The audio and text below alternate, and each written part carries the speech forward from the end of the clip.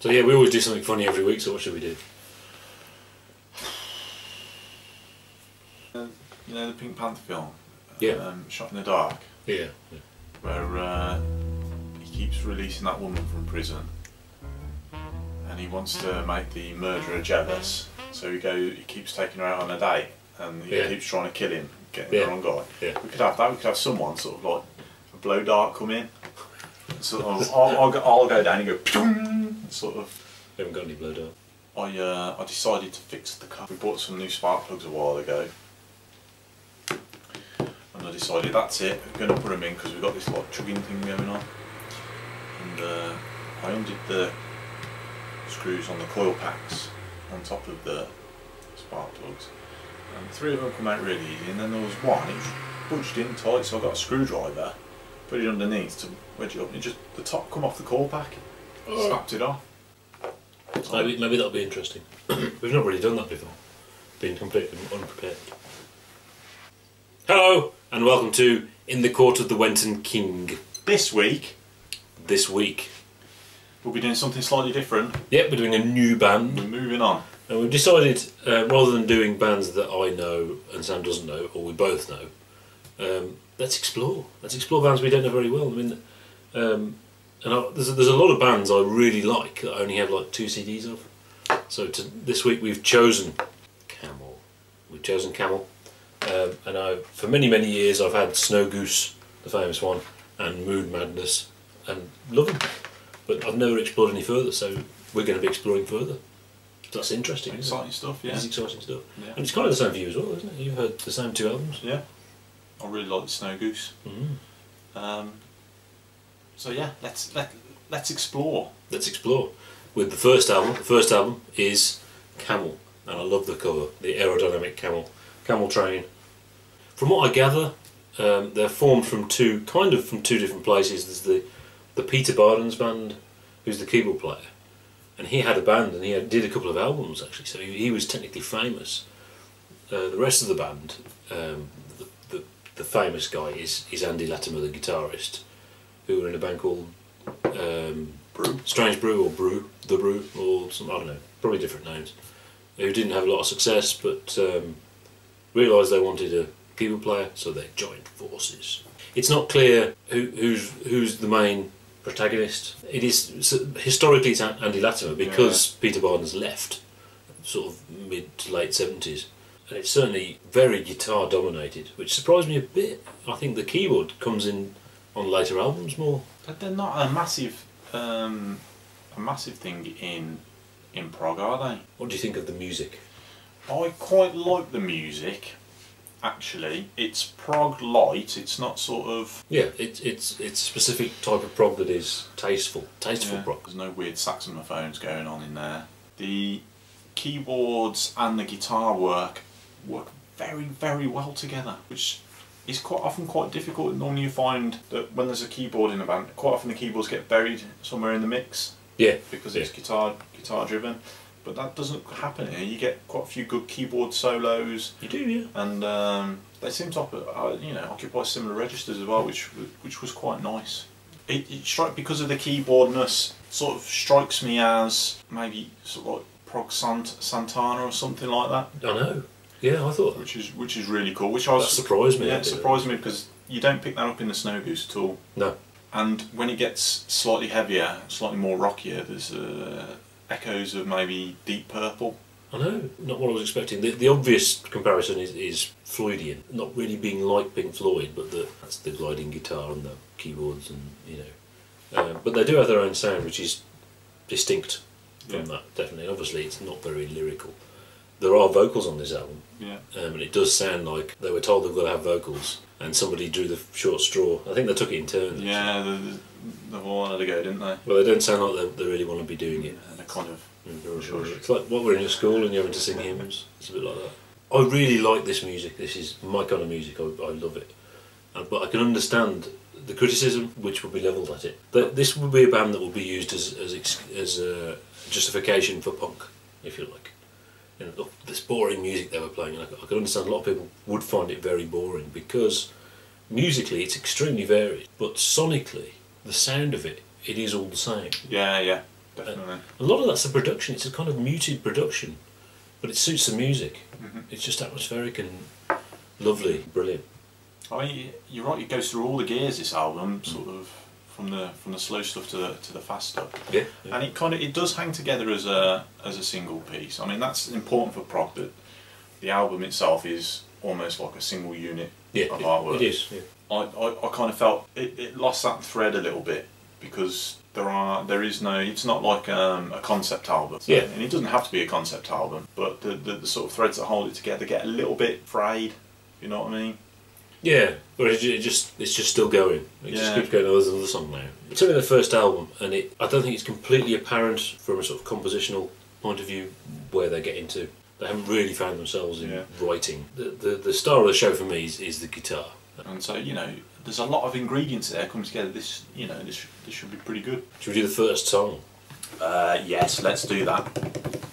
Slow yourself down. Slow yourself down. I think this is an odd one to choose because I don't think it's very typical of them for ways, and plus it starts really suddenly. It's got a sudden start, kicks in, which is not how you'd expect a Camel album to start. It should start ethereally, but it doesn't, and it's not the best vocals starting right at the very beginning, and it's okay, and you think, okay, this is alright. It takes a couple of minutes to when it kicks in and it gets going, and where it gets good. And again, it's not very typically Camel though. It's wild guitar playing, which is good because you get to hear his tone really clearly, but not very typical of Camel because it's all about the controlled, ethereal guitar playing. I love this track. This is my favourite track on the album. Yeah, and I tell you what it is. It's sort of, I think it's the perfect track to open the album because it encompasses their whole sound. It's a sort of, this is their first track on their first album. This is what we can do, and this is the kind of stuff we're going to get. It goes through the gears, whereas the other tracks have a very set sort of tempo and feel to them. This sort of it moves along a little bit. Yeah, it's and changes. And we've already mentioned sort of Santana and Deep Purple. It almost sounds like someone like the Osric Tentacles. Listen to this and sort of pick something up from this. It's that kind of. It's that kind of mix of the bass and the drums and the and everything. A lot of it sounds like other bands. Yeah. Not because anything's ripped off, or I think it probably is fairly influential, but I don't think it's that either. It's just relatively generic style, so it sounds like lots of different bands. To me, these sort of they're almost straddling the two worlds of rock and prog. It's almost like a gateway band.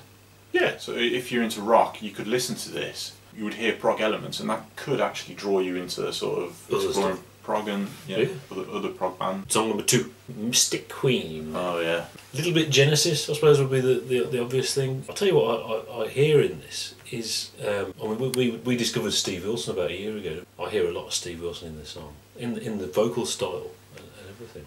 And it's cool.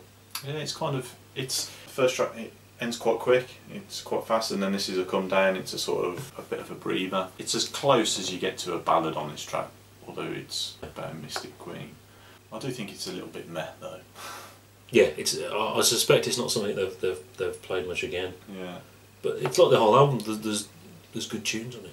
That brings us on to track 3. Yeah, 6/8. Love the title. Very proggy title. Yeah, prog humour. Yeah, it is prog humour. Sadly, it's only there is like an overture, and it's only that sort of overture thing that is actually in 6/8, and then the verse bit actually is in 4/4. But it's the verse bit which is interesting because it really, really is Santana. Very, very Latino rhythms. I really like it. It's good. Yeah, there's no vocals on this, and that also evokes Santana. They almost sound like a bunch of players jamming rather than a song. Yeah, rather than making a song. Yeah, it's like I said that compositionally they haven't found their thing yet. They're still learning. Track 3 is a Separation. Relatively forgettable. And another Genesis-y thing, very heavily Genesis influenced, but it's the last section of the arpeggios, very, very Genesis, and it's obviously influenced by Genesis. But I'll tell you what, Phantom of the Opera by Iron Maiden, it's not the same notes, but it's very similar. But yeah, it's basically it's a Genesis build up thing. Cool guitar solo in this. There's so much good guitar playing on this that it's difficult to pinpoint many individual bits. Yeah, it's the closest thing to I'd say to a single. It's the shortest track, and it has got lyrics, although they are completely banal. Well, you can barely hear what they're saying. Well, that's it. On this one, you can kind of hear what he's saying. That's why I'm saying it's kind of singly. But it wasn't. I don't think it was released as a single. No, it was the next one. Yeah. I don't think it's good enough to release it as a single. Doesn't do them justice enough. No. It's a good song, but it doesn't do Camel justice. Next song. Never Let Go. Never Let Go. And this was the single. There was an edited version of this. It's funny you say that about the previous song, because I think this is the only song that actually needs the vocals. Did the vocals remind you of anything? Yeah, it does sound like Morrissey. Nothing wrong with Morrissey, of course, but certainly not my kind of thing. But that's because the vocals are so muted.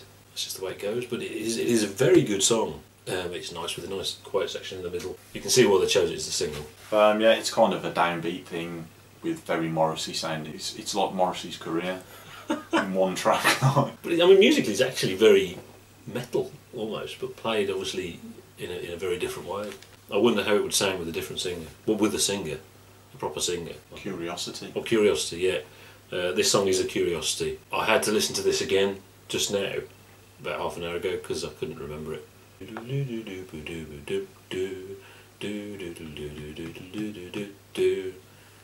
That's all I can say about it. It's I have to admit at this point it's starting to sound very samey. That's starting to merge all together, and the lyrics are particularly muted on this. Yeah, you can't make out any of the words. Doesn't need vocals at all. No.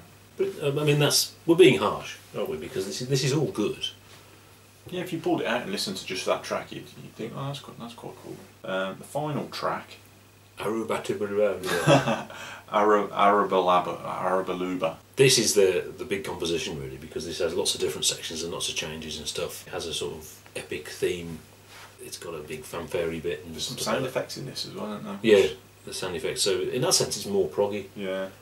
For me, that's probably my favourite. It should be as good as Slow Yourself Down, but it isn't quite. It does build nicely and it does climax quite good, and it stops as suddenly as it starts. You know, there's a nice mirror thing going on there. There are moments of real good stuff. Some excellent guitaring on this.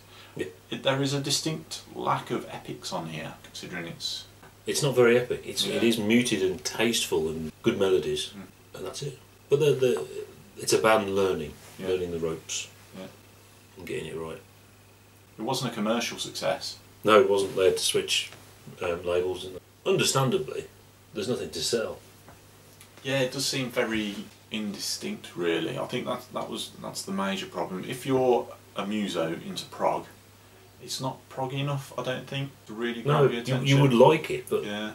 Certainly the first song you put it on, you think, yeah, that's all right. But if you're going to appeal to sort of rock fans at the time, you need a strong single on there, something to really attract them, and it's not there. And I think that was kind of the point as well, and that they were being very stubborn about it. But they haven't got there yet, because it is good, it is very good, but the only way they would have sold it is to go around people's houses, know who's going to buy it, go around the houses and make them listen to it. Listen to it. And if they listen to the whole thing, give me some money, because it's great, but you know, it doesn't sell itself just enough, not yet. Right?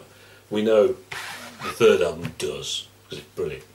So next week we're going to find out whether the second album, Mirage, I've not listened to it yet. I've had this sitting there, tempting me. I think it's going to be brilliant. But we will see. We don't know yet. See you next week. See you next week. For Mirage.